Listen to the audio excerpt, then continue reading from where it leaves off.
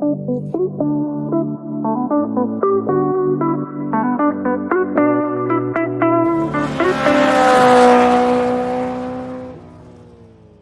is up, everyone? Welcome to another episode of F1 Fantasy Pole Position. And it is a special episode today because while we are filling the fall break, I'm not entirely sure what we are specifically calling this. I have got the great privilege of having Adam on from F1 Fantasy Formula back on the YouTube channel. He was here in the preseason. He made some great calls. I'm going to have to give him some props throughout the episode with his preseason predictions. But Adam, how is it going? Ewan, thanks so much for having me on. It's great to be back. I'm enjoying this fall break. We've got 6 races in 7 weeks coming up after this, so I'm enjoying this little bit of downtime we have. Yeah, I think we talked about that in the preseason as well, or maybe that was off air. We were like, oh man, those last 6 races, that's going to hurt from a content creator kind of, but it's going to be great. I'm really looking forward to the final 6 races of the F1 Fantasy 2024 season. But if people didn't watch the previous episode, just let people know where you're at, where you're from, what you're doing in the F1 Fantasy space. Fantastic. Well, you can find me at the Fantasy Formula, which is a show I run twice every race week with my pal Rob. We have 2 episodes, a preview show that drops early in the week and a live show that's 1 hour before lineups lock. So we review listener lineups and review any news from free practice. I share my fantasy insights on fanamp.com and occasionally for F1 on SI. And we have some really fun content coming out of this fall break. And you can find me at Fanamp Fantasy HQ on all of your favorite social media platforms. Perfect. Yeah, I didn't realize you had changed your Twitter handle there for a second. I was typing in F1 Fantasy HQ, but I saw the change, and yeah, I've seen you on SI, and it's been a huge season again for you. You are just crushing it in the F1 fantasy space. But enough accolades. We got him on here for his F1 expertise. So let's get into here with some Formula One news. The worst kept secret from the Singapore Grand Prix was that Daniel Ricciardo was leaving. Liam Lawson was coming in at VCARB. We are going to talk about Max Verstappen versus Lando Norris for the title and how that affects us as F1 fantasy managers. And then the papaya rules. Are we going to start ruining that as F1 fantasy managers? But let's get into, like I said, the worst kept secret that there was in the paddock was Daniel Ricciardo out, Liam Lawson in. Adam, I kind of had a little fiery take there. I was like, this is a disgrace the way they have handled this, and we can keep it to F1 fantasy if you would like. But yeah, just it was a little sad to see a legend of the sport, Danny Rick, just bow out like that. But I am excited to see Liam Lawson in that VCARB for the final 6 races. So I haven't had my soapbox moment on this yet, so I'll take a moment to share some of my thoughts. I came into this year especially critical of veteran drivers after the whole grid turned over from last year. So to be honest, I didn't think Daniel deserved a seat for 2025, but we're talking about the driver with the 10th most starts in F1 history, getting dumped without a proper goodbye. And when you think back to Drive to Survive Season 1, when Mercedes and Ferrari opted out of participating in the show, it was Daniel who was one of these drivers to show American fans that F1 drivers have real personalities under their helmet. So his impact on the sport is significant, but he got released the same way Logan Sargent got released over the summer, and he deserves so much more than that. And so then bringing that into F1 fantasy, we start realizing over the Singapore Grand Prix that this might be it for Daniel. He gets the fastest lap, which Lando is in contention for, so that took points off of our teams. Then the fans voted him for driver of the day. Again, one last moment of glory for him, and that took more points off of us. And so as a fantasy owner, I was disappointed that we lost all of those points off of what was probably going to Lando, but also I do kind of get that we're just trying to get Danny this moment in the sun where his team wouldn't have given it to him otherwise. Yeah, I mean, when it came down to it, almost all of the engaged managers that I see on X, YouTube, your channel, Range channel, all the great content creation that's out there, pretty sure we all had Lando as our 2X that weekend in Singapore. So while it did sting for our selfish point totals, I don't think it really affected the grander scheme of things. But yeah, I'm still confused how Daniel rose 8% in the final lap. I'm pretty sure F1 had that Lando was 19% there and Danny Rick was at 11%. I'm just where is I got a little conspiracy about that, but that's for maybe another episode. But yeah, it is disappointing to see Danny Rick go out like that. But exciting to see Liam Lawson. He did so well in his little cameo last season in 2023, where he took over for Daniel Ricciardo when he was injured after the Zandvoort Grand Prix. It's just, yeah, really exciting to see him and see like Yuki versus Liam Lawson. Do you think that's going to cause some fireworks later in the season? Well, I'm excited to see Liam back in the car. I agree. He had a really good first stint in F1 last year. And I'm glad that he gets a little bit of a break because he got some really unwarranted hate last week from the Daniel Ricciardo fans. This has nothing to do with Liam. This isn't his fault at all. He had a contract with clauses. They had to have him in or out by a certain date. And so he was the guy they put in. Looking ahead, I like this matchup of Liam versus Yuki. Yuki's been the yardstick for who should be in that seat alongside of him. And we've heard Liam say, my contract is for 6 races. He's not guaranteed a seat for next year. So he needs to really show up in these last 6 races, at least be as good, if not better than Yuki Tsunoda, or else V-Carbon Red Bull could look outside the team. Obviously, Franco Colapinto is turning a lot of heads. We're running out of places to put him next year.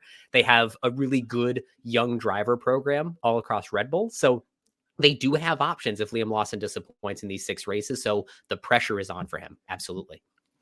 Yeah, I'm wondering if it's like a little bit of a tryout for that second Red Bull seat at some point in 2025 or whenever like Checo Perez maybe decides to not race anymore. But it really seems like Red Bull does not want to put Yuki in that second seat. So I guess we will see. But if we bring it back to F1 Fantasy here, your co-host, Rob, F1 Fantasy Hub, did have this tweet about when Logan Sargent was replaced and how he expected his replacement to be put in the game. Daniel Ricciardo is 12 million heading in to Coda in Austin.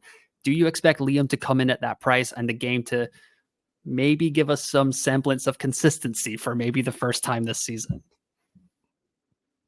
I think he'll come in at the 12 million for Danny Rick. And you think back to last year, Liam joined earlier in the season. The AlphaTauri assets were priced a lot cheaper. He came in at 4.5 million last year. That'd be so nice. I think Ollie Behrman threw off that consistency of the game bringing in a replacement driver at the price of the driver he's coming in for. That was a bit of a mess, but I think otherwise they've been somewhat consistent of keeping those prices the same. He certainly isn't going to be more than Ricardo because then those, he's the second or third most owned asset in the game right now. So you'd have like a third of the teams on the whole field that are out money and they can't replace him with a comparable asset. If he's cheaper, somewhere around 9 or 10 million, I think the upside's there that Liam could be a driver that you want to bring into your teams. These drivers that are entering the grid for the first few races do have a higher chance of getting driver of the day if they find themselves in points. We're coming up on a few circuits that are fairly easy to drive in. So the bar is, could be a bit higher for Liam in those races. So I think he'll come in at 12 million and be totally fine. And also too, we've heard these rumors that Liam will be taking an engine penalty that will affect him at the sprint for Austin in a couple of weeks. So if he's starting at the back of the grid, that means probably, as long as he finishes the sprint, only positive points for him and a good start to his 2024. Yeah, that agree on all counts. Yeah. While the 12 million price bracket is just like with how many of our teams have gone towards like that 2 premium driver build with McLaren and Ferrari, that kind of gap from the 10 to 15 has kind of disappeared from a lot of F1 fantasy teams that I've seen. I know people are like, maybe if K-Mag hadn't had that race ban and then people took him out, put him back in, like we'd maybe have a guy there. But in my team, I'm running that triple back marker with Joe Guan Yu, Franco Colapinto, and Valtteri Bottas. There is no room for Daniel Ricciardo in my F1 fantasy team or Liam Lawson whenever that gets made official. Do you think that'll be that they seem to kind of do that on the Friday, like the day that the races start? Is that what you think that's when we'll see Liam Lawson back in the player pool? Yeah, unfortunately. And I think a lot of the big decisions are happening at that time. If you think back to the big story a few weeks ago of the Logan Sargent loophole. So we got to run Logan for 1 week as an inactive driver. Then there was all of this chaos around closing the loophole. It was Friday where it all came down again. That's also where Ollie Behrman and Kevin Magnussen came in and out of the game, was on the Friday. So I suspect we'll be in limbo until then. Perfect. All right. And moving over here a little bit further up the grid, maybe towards the tippy top here with Max Verstappen versus Lando Norris. I mean, even if you're not if you're somehow watching this episode and you're not an F1 fantasy manager, you are enjoying this as an F1 fan because Max Verstappen, Lando Norris looks like it's going to come down to these final 6 races.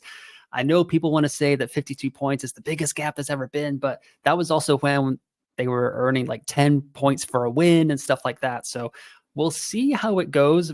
Red Bull have definitely been on the downslope. It was impressive to see Max second in Singapore, but McLaren and Lando Norris just seem to have that card dialed in now heading into the last 6 races. So on this graphic right here for the audio listeners, I've got Verstappen and Norris's cost, their PPR for the season, their PPR for the first 10 races, points per race, where Verstappen was at 33.9 and Norris was at 27.4. But then over the last 8 races, you can see here, Lando Norris 31.1 and Verstappen's at 24.4. So really, that is a long way of asking you, Adam, do you think Max Verstappen can make his way back into our F1 fantasy teams during these final 6 races? I think in terms of his performance, it'll get close, but his price will probably be the thing that holds us back. So Max is still 4.6 million more than Lando at this point. And so if Max wins a race, but Lando finishes on the podium with either a driver of the day or fastest lap, that point total is going to be comparable. And that 4.6 million gap, you can then spread that around other drivers on your team. So I think a lot of strategists like you and I will stick with Lando, even if Max is making a comeback on track. But I think where Max could find his way back into our lineups is as a differential play for the Red Bull constructor. They're also 4.6 million more than Ferrari.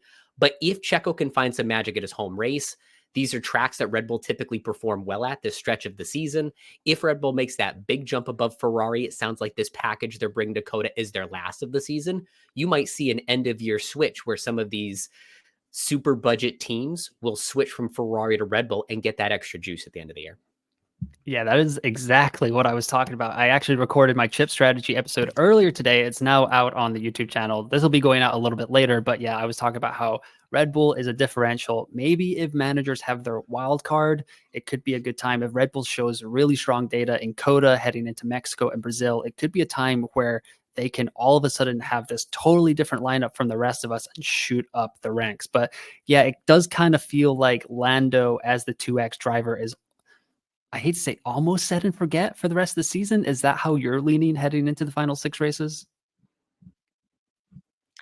It is. It is. I think Lando, I think my biggest pitfalls this year have been bouncing around from Lando, trying to catch the week where he falls back behind a Piastri, a Leclerc, or Verstappen. And I've always been wrong. I think just setting and forgetting him the rest of the year, he may not be the top scoring driver every week, but he'll be there consistently and enough.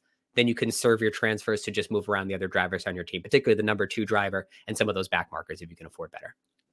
Perfect. You are a pro at this, Adam, because you have perfectly segued into the next graphic about Charles Leclerc and Oscar Piastri. And the point of this graphic is, now that we know, well, it seems like McLaren is full on supporting Lando. Is it time for us to maybe, like, I ran triple McLaren with Piastri. I think he got 5 more points than you or than Leclerc in Singapore. And it was like just neck and neck. They're the same price. They've been so close all season. And on this graphic, I got PPR for the season. It's Leclerc at 24.8, Piastri at 24.7.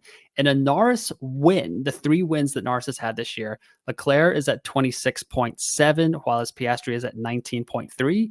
And then when Norris does not win, Piastri shoots all the way up to 26.8, and Leclerc is pretty much the same, 24.5-ish for the season as well. So my thinking is, if Piastri is going to become this like secondary lieutenant role for Lando Norris, is Leclerc kind of the better second driver that we would want in our F1 fantasy teams? Because he doesn't care about Lando. He's going to go for the win. He's going to try and beat Lando Norris and Oscar Piastri every week that we have for the remainder of the season, while as Oscar Piastri may have to sacrifice himself at times to let Lando get the win. What are your thoughts on that? And this is such an interesting time of the year too, because in your respective mini leagues, you might be either holding on to a lead or chasing someone. And this is the kind of decision that could impact where you go in the next few weeks. I don't think Oscar Piastri is a bad asset, but it does make him a worse asset than Lando, because the path to outscoring him is much harder if McLaren's going to favor him with respect to tire strategy or giving up positions if Oscar's ahead. in the two races since we've heard about Papaya rules, he did outscore both Ferraris and both Mercedes. So triple McLaren is fine if you're on one side of the coin, if your opponent has Leclerc and you want to go for him. As I look at Coda, I have just the 3x DRS boost left and trying to figure out who should be my 3x and 2x driver. Right now, it's coming down to Piastri versus Leclerc for that 2x boost because I agree that Norris is still the top dog there. I'm leaning toward Leclerc right now, typically because Ferrari does well at Coda. They're trying to have their last-ditch effort upgrade package for Coda. But perhaps in practice, I could be convinced to go either way. One other thing that I just keep in the back of my mind is that Piastri's completed every racing lap this year. And although drivers like Verstappen last year can finish every lap, it's statistically unlikely that they do. So Rob, I think, famously had this jinx of the Verstappen and Lando Norris heading into Coda. He said this, that you've never had two drivers in the same season complete every lap. And Lando didn't make it, past the first 2 minutes of the race before he was out. So keep an eye on that. If you're a Piastri owner, statistically, his DNF is coming at some point. I'm going to have to clip this, and then we're going to have a F1 fantasy formula curse on our hands heading into year 3 if Piastri DNFs at Coda. That will, this will have to be a thing that we get going around. But yeah, I think for me, it's going to come down to that Friday data. And it is like noteworthy that in Coda, we're only going to have one practice, right? And then it's going straight into sprint qualifying. And then Saturday is the sprint so we have to have our lineups locked on Saturday morning, but we will get the sprint qualifying. So maybe we'll get something interesting, kind of tilt us one way or the other. Leclerc has just looked so strong recently. Like it's also like really fun to cheer for Leclerc as well. Even as a McLaren guy, it's just hard to kind of cheer against him. He's trying to prove that he's the top dog because there is another alpha male driver coming in to Ferrari next season. Maybe you know of him, Lewis Hamilton. Yes. I got to ask you, are you going to be switching colors? You're going to be staying with the Silver Arrows, or is Lewis your guy through and through? You're going to be rocking the red with Rob on Saturday afternoons for the deadline live stream. So luckily, Lewis has prepared me with this when we made the move from McLaren to Mercedes. Basically, the previous team, I'll always have a place in my heart for them. Toto, George, going into Kimi next year. I'll definitely be pulling for them, but my guy is Lewis. I'm ready to switch the wardrobe over to red and be right on the couch on the side of Rob next year. So the Lufosi, we're ready to roll next year. Okay. I'm gonna maybe during the preseason I'll get you back on and we can see where that Italian Duolingo streak is at. Just so I'll be doing this a lot more on our broadcasts. Yeah, exactly. All right, so moving on here, we're going to get into a little bit of a mini review here before a little bit of a fun segment at the end. So 2024 F1 Fantasy Season Mini Review.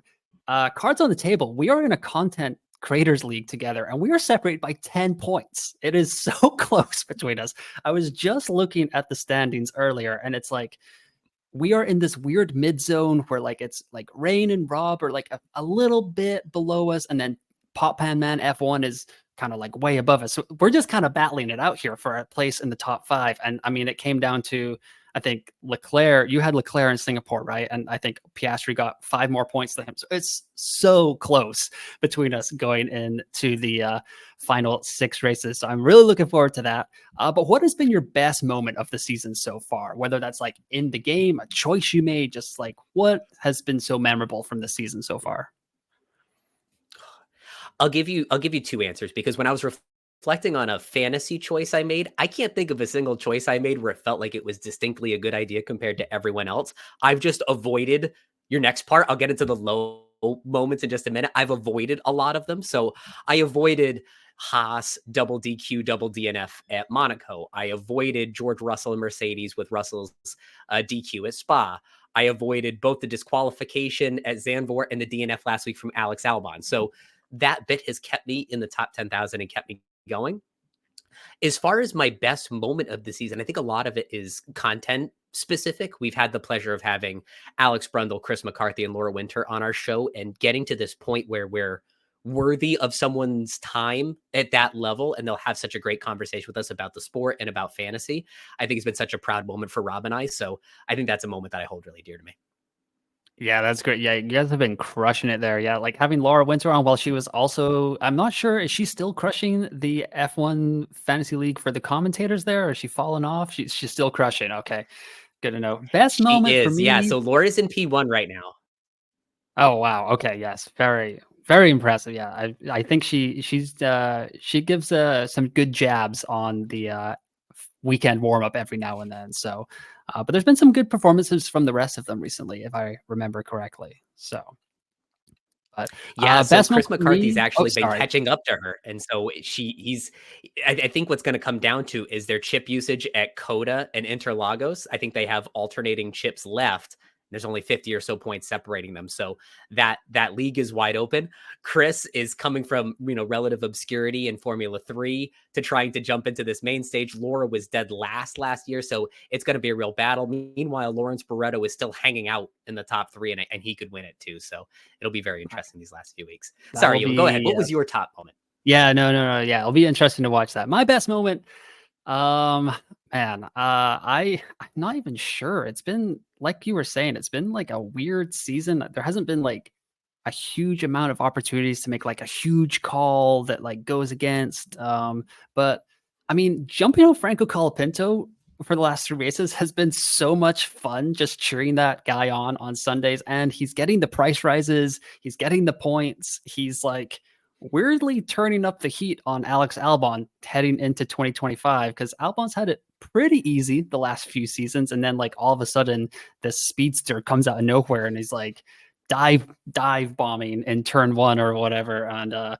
yeah, just causing Albon. But I guess it was pure luck and just kind of vibes only pick. But I did use the no negative when Verstappen DNF'd in Australia, and that saved me about 20 points on Red Bull. I don't even think I had Verstappen in my team at that point because I think a lot of us were maybe had flipped over to the Checo Perez build after going with Verstappen at the beginning of the year. But using the no negative there uh, saved me 20 points, I guess. So maybe that was my best call so far of this season. But enough happiness. Lowest moment. I know what mine is. I think you already mentioned it. Mine was the disaster, the disaster, as I think we both called it that on our articles or our shows that week. Yeah, the disaster class in Monaco.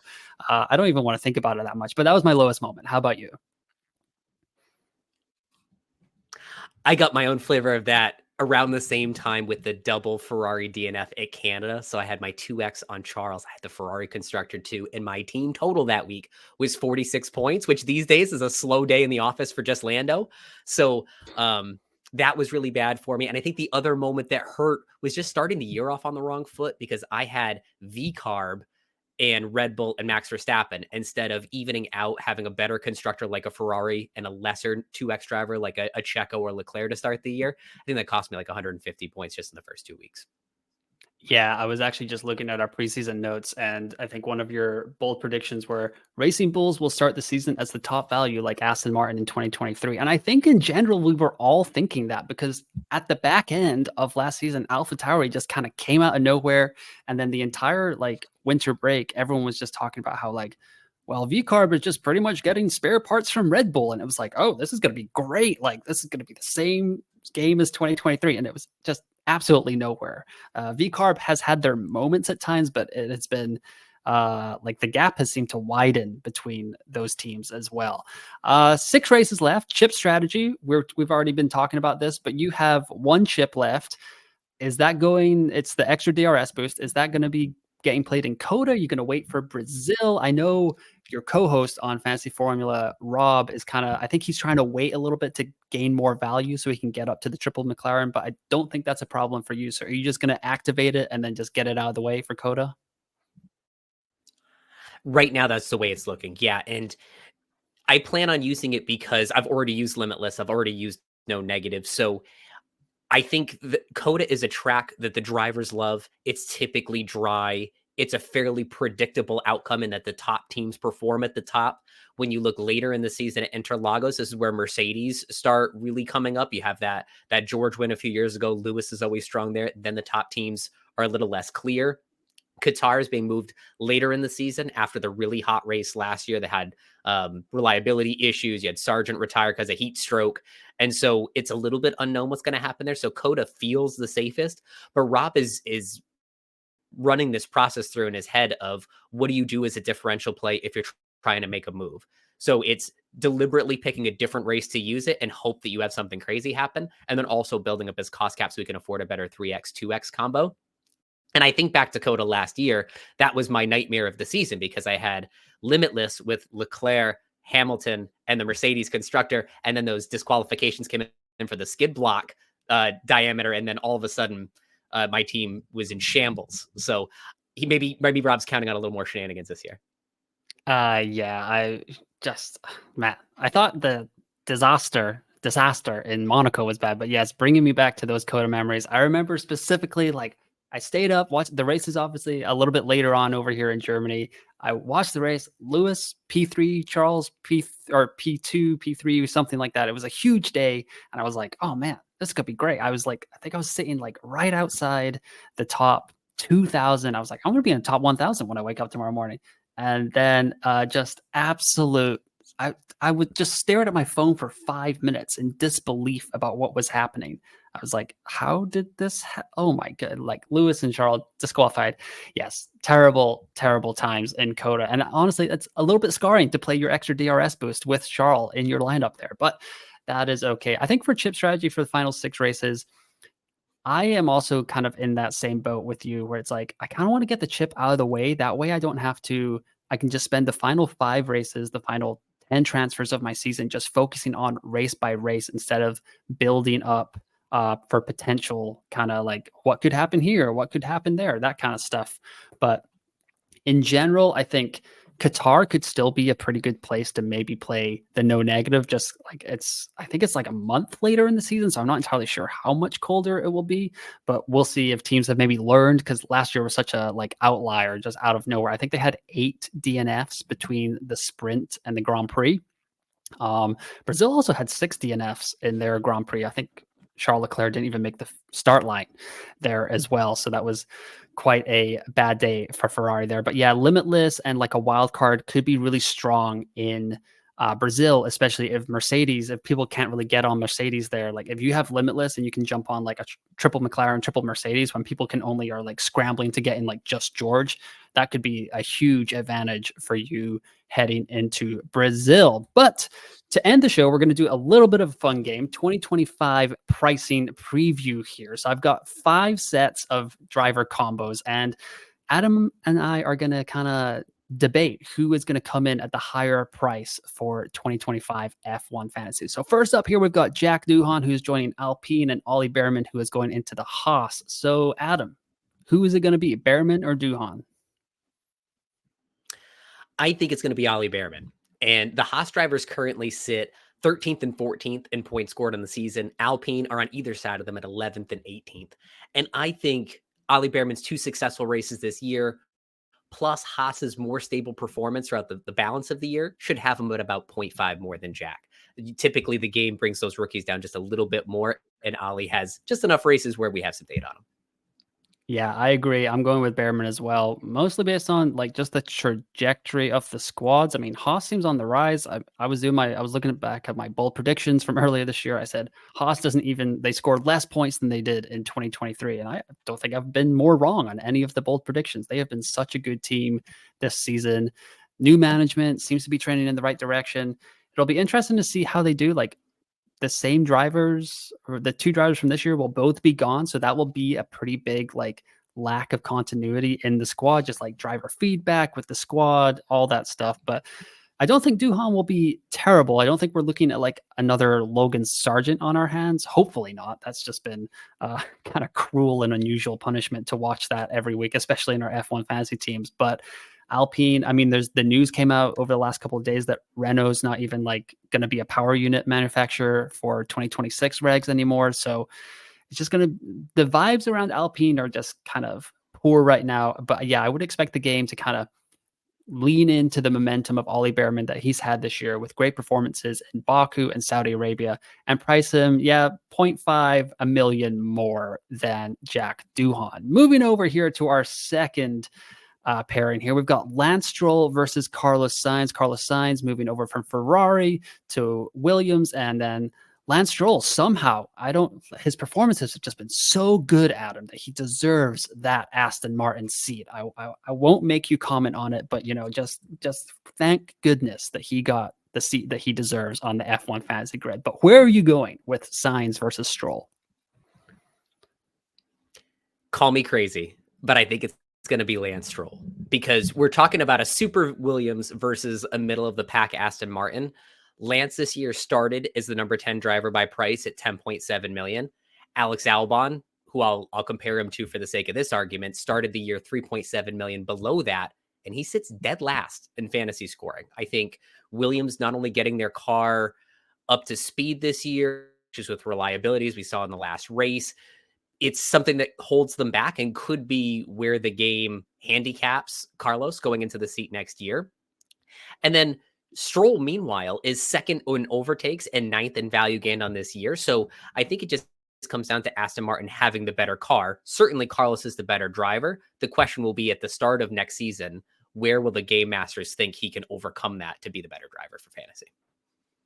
Yeah, those are all great, well thought out points, but I just have to go with Carlos Sainz here. I think Aston Martin will have the stronger car, at least at the beginning of the season. We'll see how it goes. I think the Newey effect won't have been close to that by that point in the season. That'll be much later down the line. It'll be interesting to see. I don't know if we have any confirmation of this. Maybe you can help me out here. Carlos Sainz, there were rumors that Williams was trying to get him in for like the post-season testing after, like the day after Abu Dhabi. Have you heard anything about that? Is he going to stay with Ferrari for that, or have you heard anything about Williams?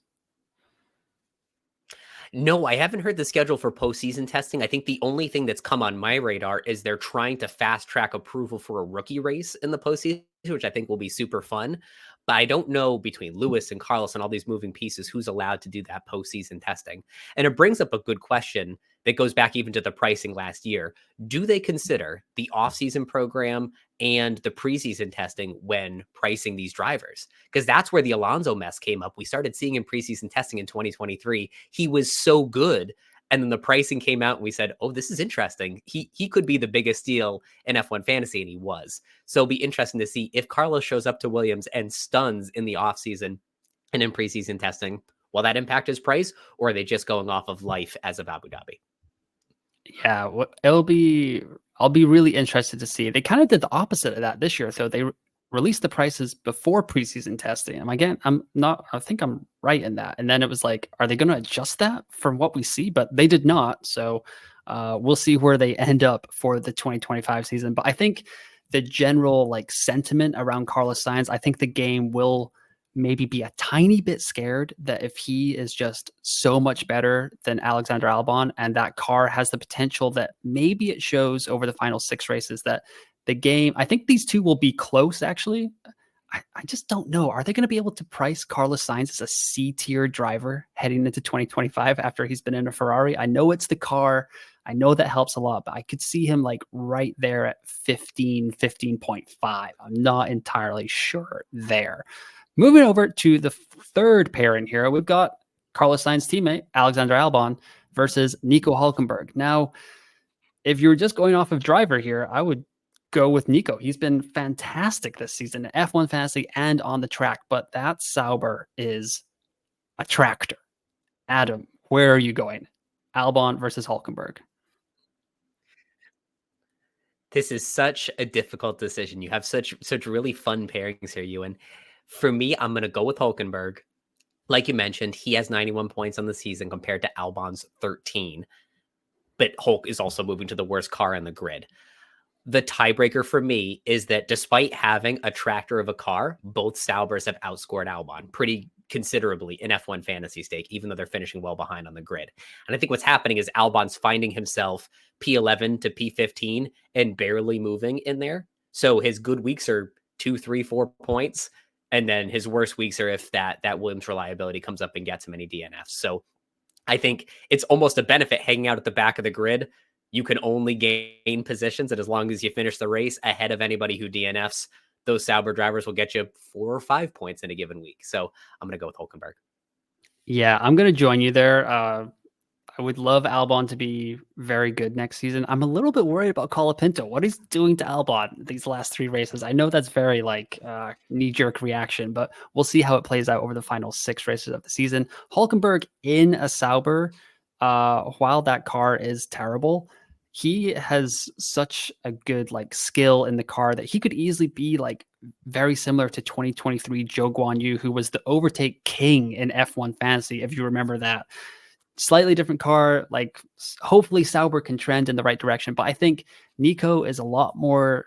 I don't want to insult Valtteri Bottas too much, but like I would put him above Bottas and way above Joe Guan Yu. So even if Hulkenberg is just cemented, anchored down in Q3 the entire season, I could see him getting in to the low teens, that kind of thing on most Sundays. So I think the game will see his performance. Like you were saying, he's been really good this year. Albon leads the grid with 4 DNFs after his last weekend in Singapore. So I think Hulkenberg will get the bump, and I think he may have a chance to actually do better even in a worse car for 2025. Moving over to the penultimate pairing here, and I've gone with one of the youngest drivers, if not the youngest driver, with the oldest driver on the grid, Kimi Antonelli versus Fernando Alonso. Antonelli's going to be in the Mercedes. Alonso's going to be in the Aston Martin. He has signed. He seems committed to the project, does the Spaniard. He's trying to get that final win of his F1 career one more time. But who is going to come out in the pricing on top here? Antonelli versus Alonso. Because my world exists through the lens as a Lewis Hamilton fan, this is the guy replacing him versus one of his first teammates. So I'm going to go with Fernando Alonso on this one. You basically have a super rookie in a better car versus a stable veteran in an Aston Martin. Alonso came into this year as the number 9 driver for price, and he has the 9th most fantasy points right now. So I think the 15.8 million that he started this year at seems about right for him. When you look at Mercedes going to this year, George Russell started 3 million less than Alonso. I'm sorry, 3 million higher than Alonso. But I think they tend to handicap rookies. And when you think about when Ollie Behrman came into the scene for Carlos Sainz, he came in almost 3 million less than Sainz. So I think they're going to start Antonelli just below Fernando Alonso. And if they do, this could be a humongous value, because if you believe in him right away and he delivers, especially considering for most of us, our last memory is that FP1 crash, I think he could be a huge gain for people in the first half of next year. Yeah, it's going to be really interesting. Like, I think I do love these pairings that I put together, but I think Antonelli versus Sainz could be kind of interesting. Like Sainz will maybe have a little bit more budget building potential if he starts in a C tier. So if Alonso started, you said 15.7, do you think Antonelli maybe gets like above 15? We start him as a B tier driver, or do you think he falls maybe into the C tier driver scale? I think he'll be a B tier asset, but barely, like a 15.2 versus Alonso in the upper 15. So Alonso edges him out. If Antonelli's a tier C driver, everyone has to have him in Australia next year to start the year. But I think he'll just be at the bottom of tier B. Okay, I agree with that, but I still think he's gonna be. I think he's gonna pip him. I'm not sure the game has the stones to really price a Mercedes driver below Aston Martin.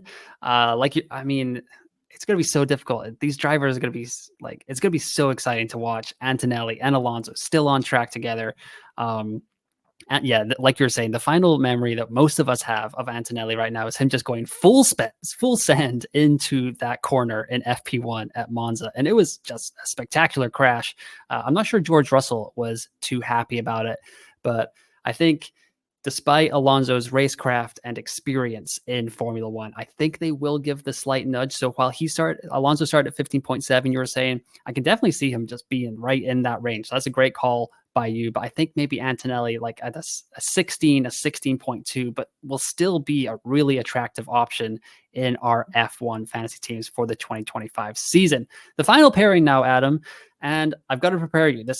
I'm going to make you choose here between Charles Leclerc and Lewis Hamilton. I know Hamilton is your boy, but Leclerc, been a Ferrari, embedded in the team, probably has like 1,000-day streak on Duolingo compared to Lewis's 13 or 14 days there as well. So where are you going here? Lewis Hamilton, Charles Leclerc, where's it going?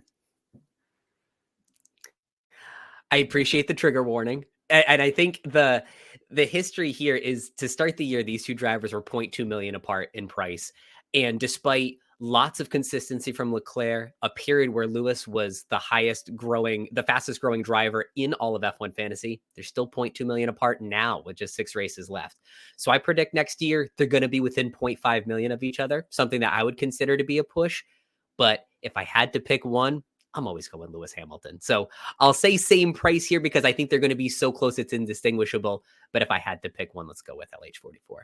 I mean, those 7/8 world championships have to count for something eventually. So I'm right there with you as well. I think they're going to make us choose. I think they're going to be like, nope, there is no, like, they're not going to give an advantage to Leclerc or Hamilton. They're just going to be like, you just got to pick your Ferrari driver and be happy with it. Choose a side and let that be it as it is. So that's actually the final driver pairing. However, I did want to ask you, like, where do you think we're generally going to end up in the pricing? Like, do you think like Lando and Max are both going to start as A tier assets? Because this year we only had Red Bull and Max Verstappen as A tier assets to begin the season. Do you think they're going to try and keep that with like only the constructors champion and the world drivers champion in the A tier and like let people build? Or do you think Ferrari is going to be a lot higher? Like, what is your general prediction for the 2025 pricing? I think with each year, the game is trying to correct for wherever they undervalued drivers in the previous year. I think back to last year, Lando Norris was so underpriced, came thundering back in the second half of last year, and he was priced appropriately as the number 2 driver in the game after Max. I think next year they're going to put them as a 1A, 1B, both in tier A, make it really difficult out of the gate for us fantasy strategists to pick which one will be right. Or did we learn our lesson from last year, focus on the constructors and go to the top tier B? One of the 2 guys on the screen here from Ferrari, Oscar Piastri or Checo Perez, someone that can give us still some good bang for our buck at the top of our teams, but allow us to focus on constructors too. Yeah, that's great. Great call there as well. Yeah, I would expect, I think if Max, Lando, McLaren, and Red Bull are all A tier assets, that wouldn't surprise me too much. I think to maybe create some gap in the field, I think the game might kind of, with Lewis out of Mercedes, I think Mercedes will be a little underpriced. We'll see like Ken George take the step up. They may just, he's had an okay-ish season. He's had some great moments. He's had some not so great moments as we've seen at Spa. But yeah, I'm really interested to see the pricing coming out of the 2025 F1 fantasy season. But that is going to do it for today's episode. I want to thank you so much, Adam, for coming on the show yet again. It's always great to have you on, always watching your X account, and just let everyone know where they can find you, what you're going to be up to for the final 6 races of the F1 fantasy season. Ewan, thanks so much for having me. I had a blast with you today. We have a big final 6 races planned on the fantasy formula. I have an interview that's being in the works right now with the number 1 player in the world in the global league. So hopefully that'll air shortly. We also are in contact with the winner of F1 Fantasy from 2023, who just celebrated in the Champions Club at Monza. So we'll hear all about his experience and what advice he'll give teams in the rest of the year. And then the whole Fantasy Formula crew is going to be in Vegas in a couple of weeks. So we're playing an extra special live show and hopefully some extra special content outside of the norm for us, since we'll all be on the ground together. So really looking forward to these last 6 races, but it's going to be a doozy. Like I mentioned earlier, 6 races in 7 weeks. So just hoping us content creators can make it to the holidays. Yeah, that sounds epic. I'm very jealous of that Vegas trip. I hope you guys make it to the live stream. Don't have too much fun there. But once again, I just wanted to thank Adam. For everyone watching, they can like and subscribe to the Fantasy Formula. Is that right, Adam? That's right. Okay, perfect. Yes, go over there. They have some great content. Deadline live stream almost every single race this season. I think maybe you guys have missed one. You took a well-deserved vacation for one of the races. But yes, great job by them. Thanks for watching this episode, everyone. Like and subscribe to the channel and the podcast wherever you are watching and listening. We will be back with some early team selection coming up on the F1 Fantasy Pole Position YouTube channel. But once again, thanks for listening. Thanks for watching, and I will talk to you next time.